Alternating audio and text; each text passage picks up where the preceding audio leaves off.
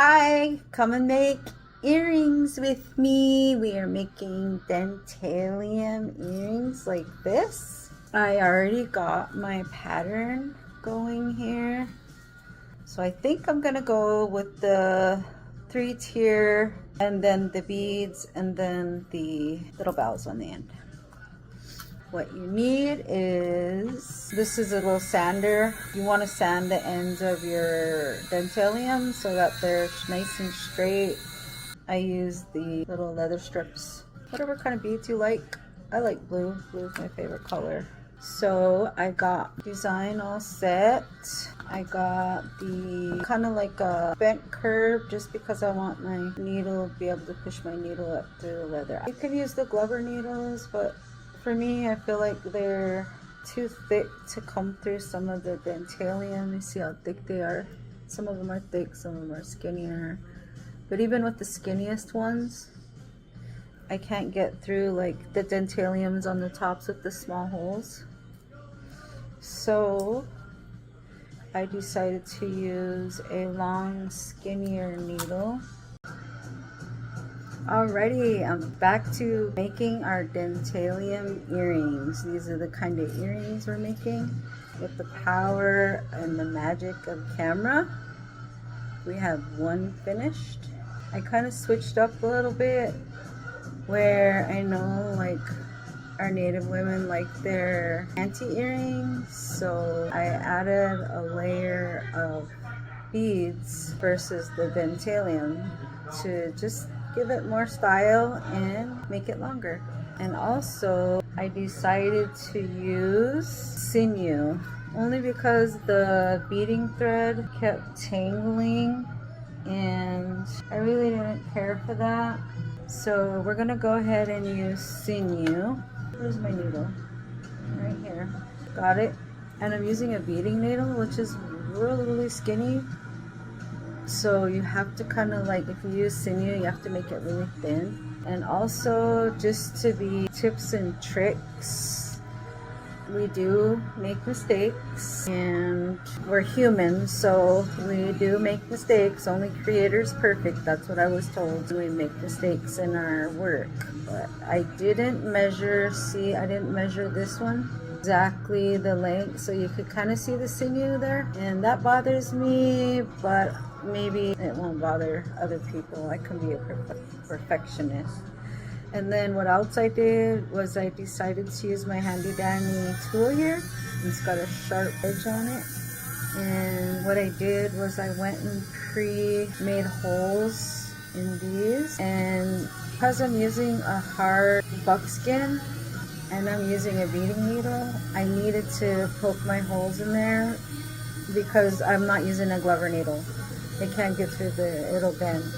So I went ahead and I pre-made my holes. And the other tips and tricks is to make sure your holes are even all the way down for your spacers, because if they're not, they kind of will be uneven. So you got to just kind of measure your holes all the way down. I do anyway, but if you're using a Glover, you don't have to worry about poking the holes and measuring. So with that, let's go ahead and get started. Need my bifocals for this. The thing I like to do is I like to start not on the very end. I like to start in the second row, only because, well, you'll see, it evens out. We'll go back around, down, and around, and then we'll come back up with our thread. We'll put this on, and then we'll come back down here on this end. It's just the way I do it. It's whether you want to do it that way or not. I like to put a few beads so the sinew isn't being shown. It's just a perfectionist thing, but I feel like a couple of beads never hurt anybody, and it's better than seeing sinew on the top there. So I put a few beads on the top.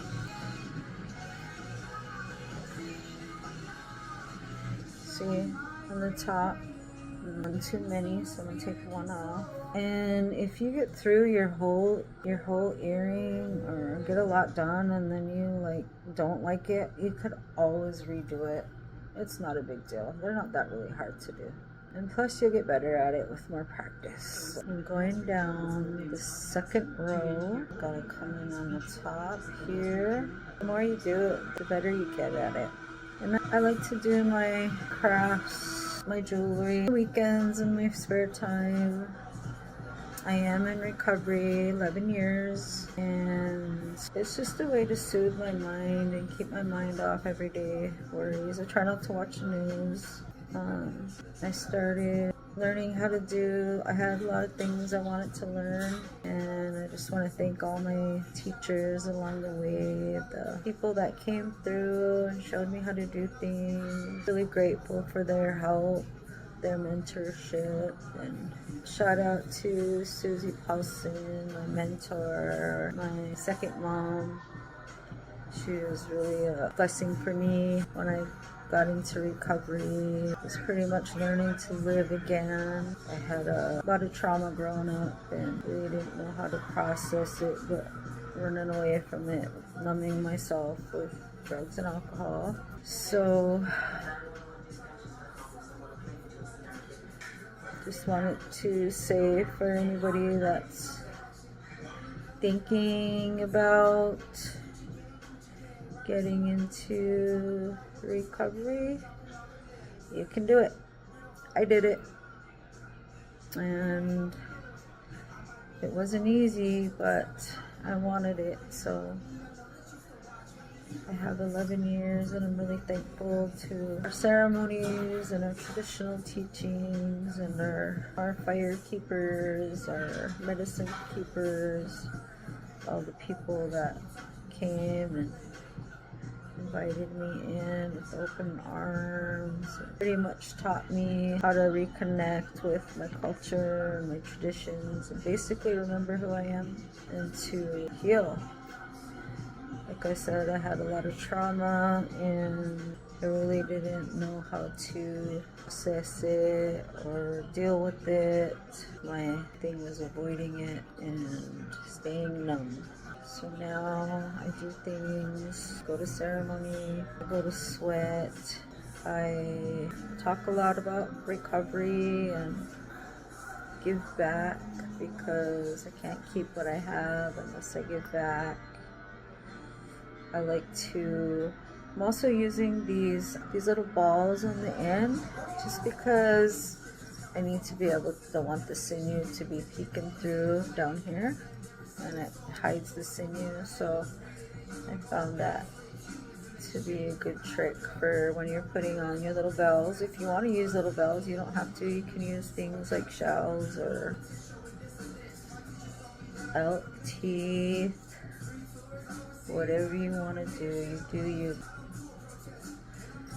I'm just really grateful that I'm able to learn these things and be able to share. I know not everybody knows how to do these things and it's not widely shared. We do have some sisters and brothers that share some of their work on YouTube. I know I watched a lot of YouTube videos and I learned a lot of things on YouTube, so I just want to be able to share mine. That's why I'm recording here. You know, I've been wanting to do this for a while, and I've always been camera shy. And now that I'm getting older, I really don't. It's like, who cares? Nobody cares. So I've got a YouTube channel where I share some teachings and some things that crafts and stuff that I'm trying to learn, and you can always check out my YouTube channel. I did some memorial fasting camps and youth camps. You could see what we did there. Came together and shared our teachings with the youth. That's what we're supposed to do as matriarchs of our tribe, is we carry the sacred knowledge and we're supposed to continue to make sure the next generations have it to use it. So it's really a sacred duty. So me and a group of matriarchs and the Thunder That Roars help coordinate that. It's a nonprofit that's main mission is to promote spirituality and traditional teaching. Sometimes I forget where I'm at. And so yeah, we did that this summer. We were able to come together in Montana and have a memorial youth camp for my late father, Joe Azure from Fort Belknap. He used to always have a fasting camp and a youth culture camp. He was always doing really good things, and we just wanted to honor his memory and do that. So we were really grateful that came together with a lot of prayers, a lot of sacrifices. We were able to do that. And Creator, we prayed for help. Creator sent his helpers, helped us women put up a teepee, helped the kids shared some sacred teachings on the teepee, and we put up our first women's sweat this year. Make sure I don't mess up my rows here. I'll end up with some Dentalium that doesn't go in the right spots. So yeah, you just keep going back. You just keep going up through until you got all. One of the other tips and tricks is try to keep your Dentalium or your sinew tight. Otherwise, you'll have some loose beads and loose Dentalium shells, and you don't want that. You want some tight shells there. So, alright, 3,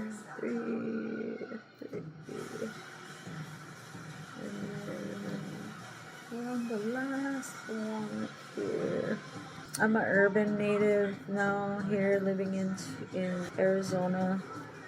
I'm originally from Montana and North Dakota, both tribes, Mandan, Hidatsa, and Arikara Nation, and the Gros-Ventre and Assiniboine tribes of Fort Belknap.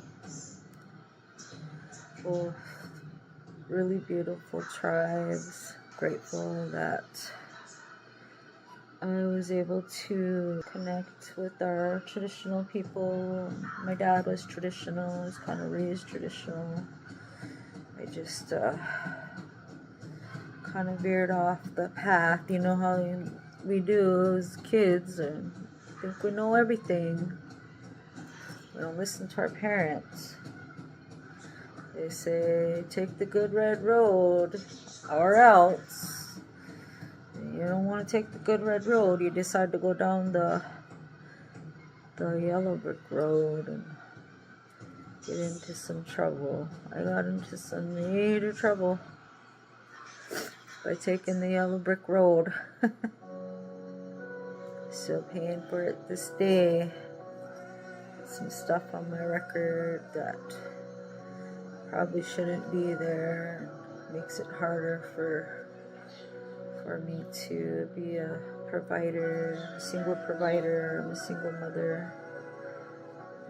Have my education, but when you have a record, it kind of hinders you, which is kind of cliche with a felon as for a president.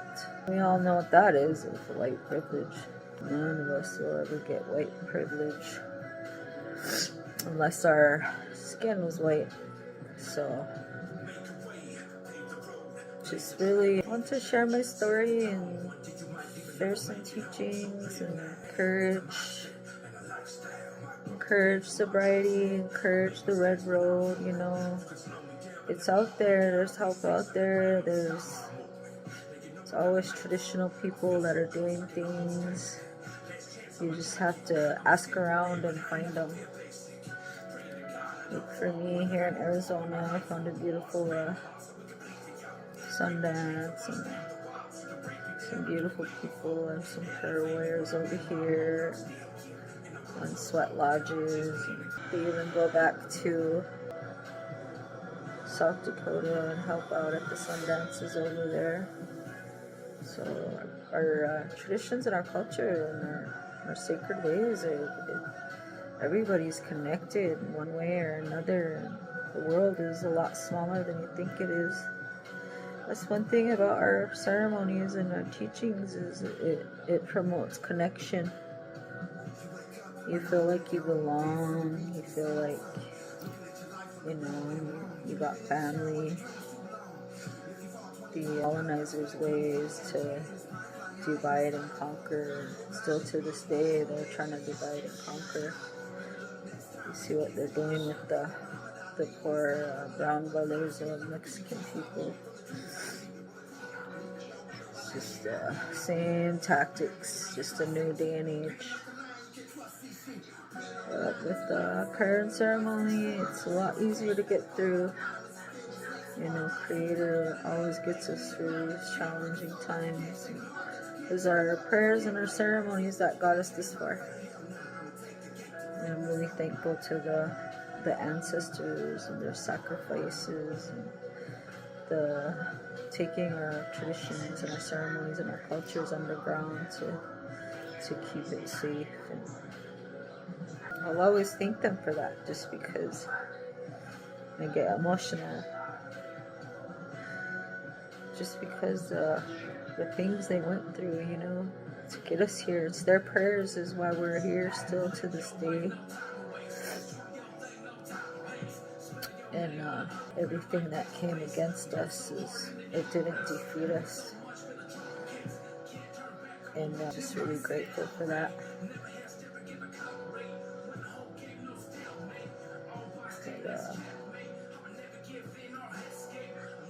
I'll never, never, never stop thanking the ancestors for everything they've done for us.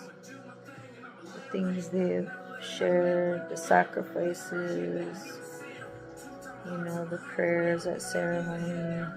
These are the reasons why we're still here.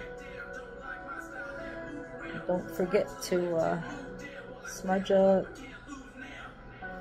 Just give thanks to Creator. And sometimes my holes don't go all the way through it.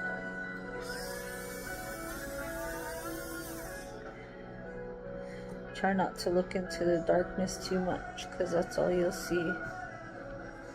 Where there's darkness, there's always light. And, I'm a big advocate for mental health. Mental health is really important. It's just like, having to work your muscles and stay healthy, mind, body, spirit, everything. Take care of everything. Take care of your mental health. It's a lot of stigmatism against mental health, and I don't like that. As Native Americans, the first peoples of these lands, we've been through more trauma than anybody. And the type of trauma that will shake your soul, most people wouldn't be able to handle it. But we're still here. We're still praying. We're still fighting for the land. We're always the ones on the front lines. Praying for Inshimaka, trying to save Inshimaka from the greed monsters.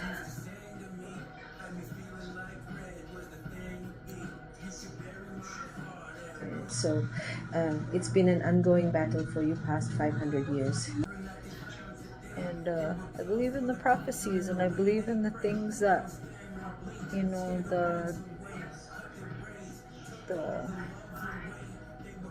the people that went on the hill and had visions and Creator showed them stuff. I believe in those prophecies. And it's only a matter of time that these things are going to come to light. And I don't really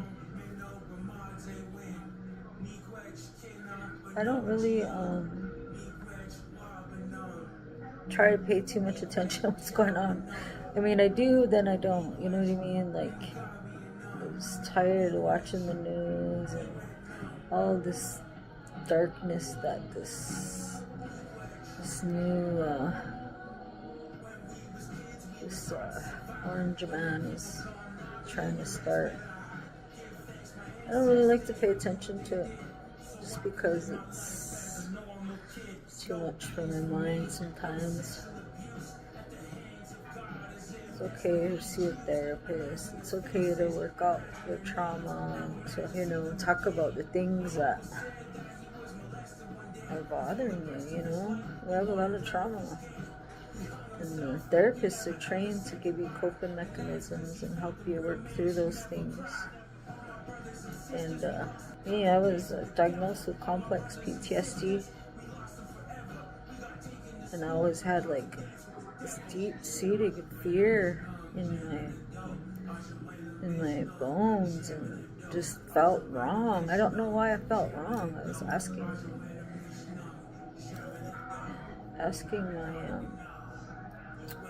my sister, who has gifts too, like, what's wrong with me? Why do I have this deep-seated fear, like I'm in the wrong, I'm doing something, like my very existence is wrong? And Creator told her that something really bad happened to me when I was a kid. The things that aren't supposed to happen to kids, and that I had to face that. He gave me some things to do. I had to see a therapist. I had to go into fasting, ask for some help, offer some cloth. Sometimes I have to go back through because I need this little pliers, just because the sinew is really thick. And I'm probably gonna tie a knot right here because my sinew is getting short, and I don't want to. I'll have to keep going. But I think you get the gist of it. Just keep going, and then when you get up here, you have to re-thin your needle. If you go back in with your knot underneath, like a bead or a shell, and then you can just keep going up, then you won't see the knot. And then when you come up here, you can put like I like to put these like beads, these little silver beads. You can use colored beads or whatever. I like to do like 3 of these silver beads just because it goes with the little bells on the end. And then I'll take I always use hypoallergenic because I have allergies to just non-sterling silver, so I use these. But you do you, and you tie it after you get your beads on. You tie it. I'm trying to show you because I'm gonna stop the camera here, and then you go back down to the other side, and then you come back down and you finish. I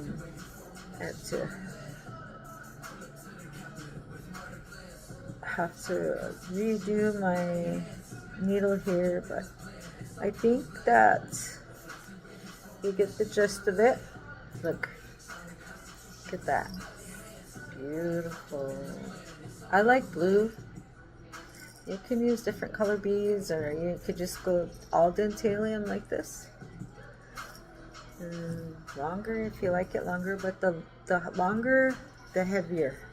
So it depends on how much your ears could handle. But